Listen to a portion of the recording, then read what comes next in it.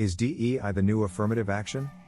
The Supreme Court overturned affirmative action in higher education on June 29, 2023, in the cases of Students for Fair Admissions Incorporated versus President and Fellows of Harvard College and Students for Fair Admissions Incorporated versus University of North Carolina.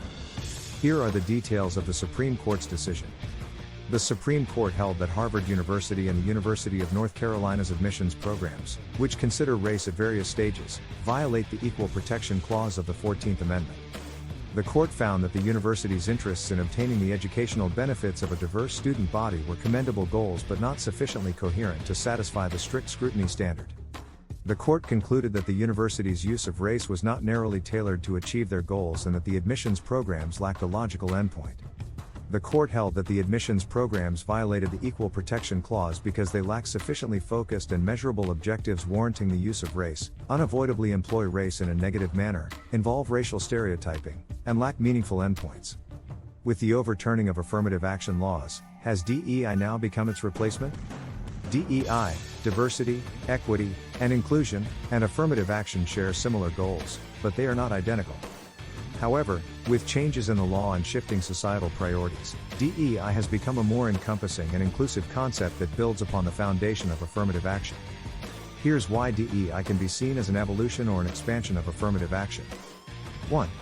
Broader focus. DEI encompasses a wider range of identities, LGBTQ+, disability, etc., and addresses systemic inequalities beyond race and gender. 2. Inclusive culture.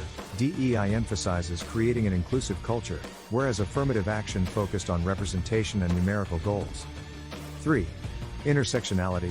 DEI considers the intersections of identities and experiences, whereas affirmative action often focused on individual identity groups. 4. Proactive approach. DEI encourages proactive strategies to address inequities, whereas affirmative action was often reactive, responding to legal requirements. 5. Expanded scope. DEI applies to various areas, including education, employment, healthcare, and criminal justice, whereas affirmative action was primarily focused on education and employment. With legal changes and shifting societal priorities, DEI has become a more comprehensive and inclusive concept that builds upon the foundation of affirmative action. While affirmative action was a crucial step towards addressing historical discrimination, DEI aims to create a more equitable and inclusive society for all individuals, regardless of their identity or background. Diversity, equity, and inclusion. DEI is not legally mandatory, but there are several executive orders and laws that encourage DEI practices in the workplace. Here are some examples.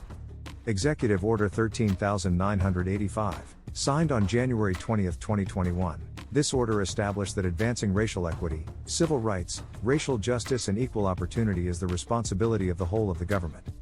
Executive Order 13583, signed on August 18, 2011. This order established a coordinated government-wide initiative to promote diversity and inclusion in the federal workforce.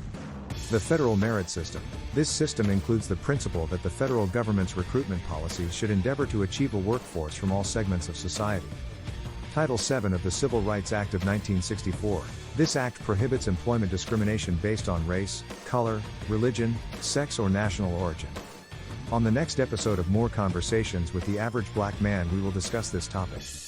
www.youtube.com/@moreaverageblackman